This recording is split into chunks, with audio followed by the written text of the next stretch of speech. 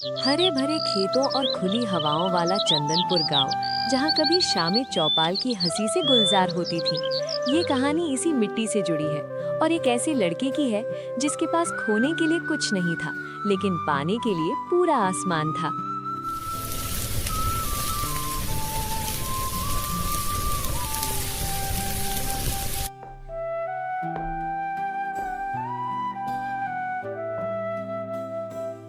रुको आर्यन, अपना ये भाग नीचे रखो। मैंने तुमसे कितनी बार कहा है कि छुट्टी की बात मत करना। आज शहर के सबसे बड़े फूड क्रिटिक आने वाले हैं। मालिक, छुट्टी नहीं, मैं हमेशा के लिए जा रहा हूँ। गांव से चिट्ठी आई है, पिताजी की तबीयत बहुत ज्यादा खराब है। अरे चा, इमोशनल मत हो। गांव जाकर क्या करेगा? वहां तो सिर्फ धूल उड़ती है। यहाँ एसी किचन में काम कर रहा है, इज्जत की रोटी कमा रहा है। वहां जाकर फिर से वही पुरानी खेती करेगा। मालिक, माँ बाप से बढ़कर कोई नौकरी नहीं होती। पैसा तो मैं फिर कमा लूंगा, लेकिन अगर वो चले गए तो दुनिया की सारी दौलत देकर भी उन्हें वापस नहीं ला पाऊंगा।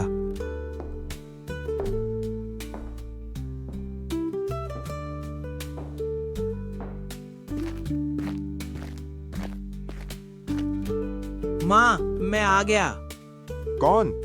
आर्यन बेटा, तू यहाँ क्यों आया? तुझे शहर में ही रहना चाहिए था। देख रही हूँ जी, पर क्या करें, हमारी बीमारी ने बच्चे का भविष्य खा लिया। बेटा यहाँ गांव में भूखमरी है। भैरू सिंह किसी को काम नहीं देता। तूने शहर छोड़कर बहुत बड़ी गलती कर दी। माँ, आप ऐसा क्यों बोल रही हैं? मैं हूं ना, मैंने शहर में बहुत काम सीखा है। मैं किसी के आगे हाथ नहीं फैलाऊंगा। मैं इसी गांव में, इसी घर के आगे अपना खुद का ढाबा खोलूंगा और समोसे बेचूंगा। पागल मत बन आर्यन। भैरव सिंह उस राक्षस की तरह है जो किसी को पनपने नहीं देता। वो तेरा ढाबा तोड़ देगा, तुझे मार पीट कर भगा देगा। बाबूजी, डरने से घर नहीं चलता।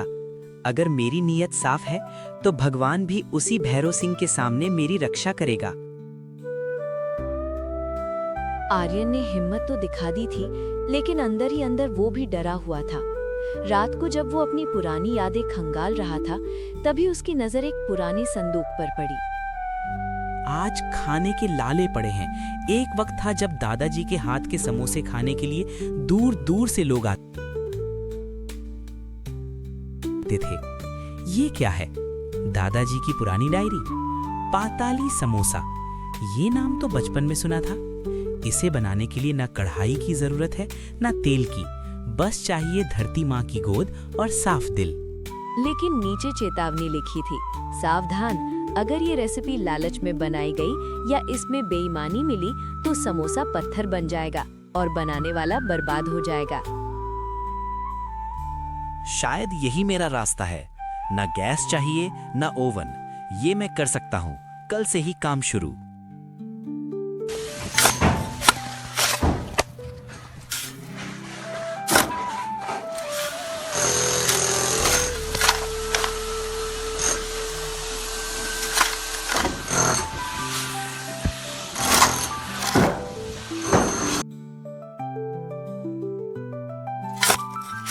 अगली सुबह आर्यन ने अपने घर के आगे जमीन खोदना शुरू किया, लेकिन खबर आग की तरह फैल गई और वहां गांव का गुंडा भैरव सिंह आधमका। ओए ओए मदारी, ये क्या तमाशा है? रुक जा वहीं। प्रणाम सेठ जी, मैं अपना काम कर रहा हूँ, भट्टी बना रहा हूँ। अरे ओ गांव वालों, देखो इस शहर के बाबू को। ये कह रहा है जमीन खोद कर उसमें समोसे पकाएगा। अरे ये हमारी धरती माँ है, इसमें गड्ढा करके आग जलाएगा। ये घोर पाप है। अब शगुन होगा गांव पर। हाँ भाई, सेठ जी सही कह रहे हैं। जमीन में समोसा कैसे पकेगा? बंद करो इसे, कहीं महामारी ना फैल जाए। भाइयों, मेरी बात सुनिए, ये अपशकुन नहीं है। पुराने जमाने में ऋषि मुनि और योद्धा ऐसे ही भूमि पाक विधि से भोजन बनाते थे। इससे मिट्टी की सौंधी खुशबू आती है। मेरे माँ बाप बीमार हैं, मुझे बस एक मौका दीजिए। मौका? तुझे मौका दिया तो मेरा मतलब गांव का नुकसान हो जाएगा। ए कालू, फेंक इसकी कुदाल को। खबरदार भैरो, मैं सरपंच हूँ, मुझे पता है क्या सही है और क्या गलत। आर्यन का तरीका मैंने पुरानी किताबों में पढ़ा है। ये कोई पाप नहीं, एक प्राचीन कला है। आर्यन, तू अपना काम जारी रख, और भैरो, अगर तूने टांग अड़ाई तो पंचायत तुझे गांव से बाहर कर देगी। ठीक है सरपंच, पका ले आर्यन, लेकिन याद रखना, जिस दिन तेरी किस्मत खराब हुई उस दिन तुझे बचाने कोई नहीं आएगा। पाताली समोसे का आगाज होता है ताजे पहाड़ी आलूओं को उबालने से, लेकिन असली जादू शुरू होता है मसालों के साथ। आर्यन अपने दादाजी के पुराने सिलबट्टे पर साबुत धनिया, सौंफ और सूखी लाल मिर्च पीसता है। इसमें अदरक का लच्छा और हरी मिर्च की तीखी कतरन मिलाई जाती है। मैदे सी पपड़ी को गूंथते समय उसमें देसी घी का मोयन दिया जाता है। जब समोसे भरकर तैयार हो जाते हैं तो उन्हें तुलसी और केले के पत्तों की तह में लपेटा जाता है। ऊपर से मुल्तानी मिट्टी का मोटा लेप लगाया जाता है। असली इम्तिहान तब शुरू होता है जब इसे जमीन के अंदर दहकते हुए अंगारों की पाताली भट्टी में दफना दिया जाता है।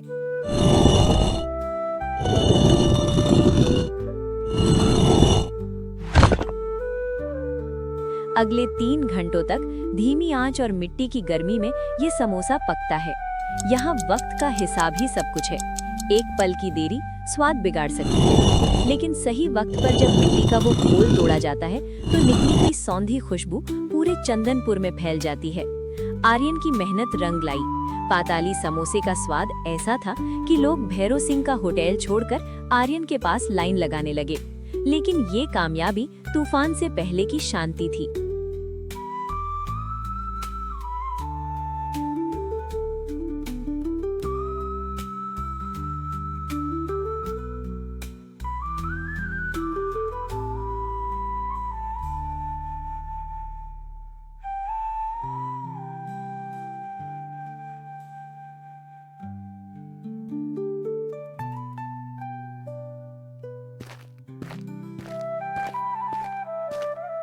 पुलिस ऑफिसर, कहाँ है मालिक? बाहर निकलो। जी साहब, क्या हुआ? कोई गलती हो गई क्या? गलती? तूने गुनाह किया है। तू लोगों को बीमार कर रहा है। देख उस रामू को। हाय, मैं लुट गया। मेरी बीवी को जहर दे दिया इसने। साहब, अभी आधा घंटा पहले इसने यहाँ से समोसा खाया था और खाते ही पेट में दर्द शुरू हो गया। वो तड़प रही है साहब। हाँ साहब, ये मिट्टी वाला खाना खिलाकर सबको बीमार कर देगा। तोड़ दो इसकी दुकान। नहीं काका, कसम भगवान की, मैंने कुछ नहीं मिलाया। मैं तो खुद खाकर दिखा सकता हूँ। रामू काका, सच बोलिए, आपकी बीवी तो आज घर से निकली ही नहीं। चुप, बहुत जुबान चलाता है। इंस्पेक्टर साहब, इसे ले जाइए। रुको इंस्पेक्टर, ये सब एक नाटक है। मैं अभी रामू के घर से आ रहा हूँ। उसकी बीवी को फूड पॉइजनिंग नहीं बल्कि पुरानी पित्त की शिकायत है। रामू, पुलिस के सामने झूठ बोलते हुए तुझे शर्म नहीं आती? अच्छा, तो ये ड्रामा था। अब बोल रामू, वरना ऐसा डंडा मारूंगा कि सब सच उगल देगा। मुझे माफ कर दो आर्यन भैया, मैं क्या करता। भैरव सिंह ने कहा था कि अगर मैं ये झूठ बोलूंगा तो वो मेरा सारा पुराना कर्ज माफ कर देगा। मैं मजबूर था। भैरव साल उल्टी पड़ गई। शहर तक आर्यन के समोसे की धूम मच गई। तभी एंट्री हुई आर्यन के पुराने शहरी मालिक की।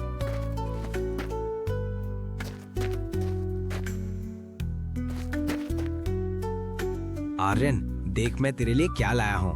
ये है 50 लाख का चेक। बस तुझे वो पुरानी डायरी मुझे देनी है। हम ये समोसा मिट्टी ब्रांड के नाम से 5 स्टार होटल में बेचेंगे। मालिक, ये पैसे रख लीजिए। मेरे दादाजी कहते थे, जिस खाने का मकसद सिर्फ पैसा कमाना हो वो पेट भर सकता है, दिल नहीं। ये रेसिपी बिकाऊ नहीं है, ये मेरे गांव की सेवा के लिए है। बहुत गुरूर है ना तुझे?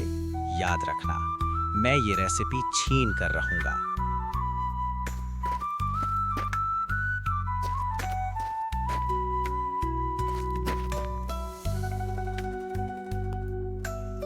रात को आर्यन का असिस्टेंट राजू चोरी छिपे मालिक से मिलता है। भैरव सिंह उसे एक पोटली देता है। राजू, ये नमक नहीं है, ये बारीक सफेद रेत है। इसे समोसे के मसालों में मिला दे, फिर देख आर्यन का धंधा कैसे चौपट होता है। साहब, आप मुझे शहर ले चलोगे तो मैं आपके लिए वो समोसा बना दूंगा और आर्यन का नाम मिट्टी में मिला दूंगा। अगले दिन भैरव सिंह के ढाबे पर फ्री पाताली समोसा का बोर्ड लग गया। राजू ने वही विधि अपनाई, वही गड्ढा खोदा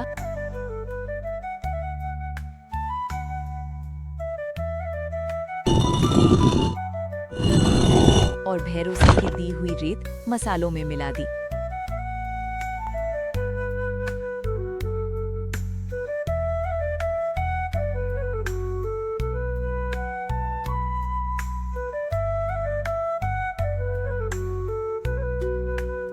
लेकिन जैसे ही मिट्टी का खोल टूटा, एक सड़ी हुई बदबू आने लगी।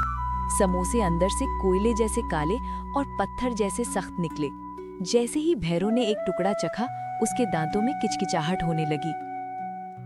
राजू, ये क्या किया?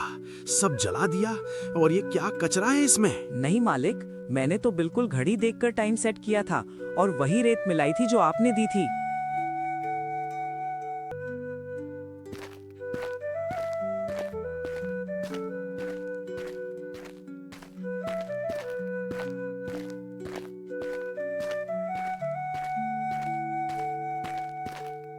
राजू, मैंने कहा था ना, उस डायरी में साफ लिखा था, अगर नीयत में लालच या मिलावट होगी तो खाना राख बन जाएगा। जमीन की आंच सिर्फ मसालों को नहीं, इंसान की नीयत को भी परखती है। भैरव सिंह, रेत खिलाकर लोगों की सेहत से खिलवाड़ करना भारी पड़ गया ना?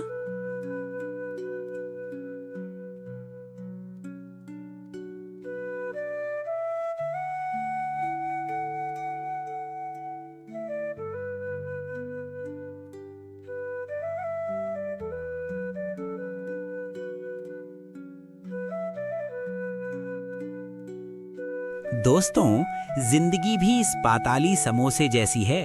अगर इसे ईमानदारी की आंच पर पकाओगे तो स्वाद देगी, और अगर लालच या धोखे की मिलावट करोगे तो जलकर राख हो जाएगी। कहानी खत्म, लेकिन स्वाद हमेशा के लिए अमर हो गया।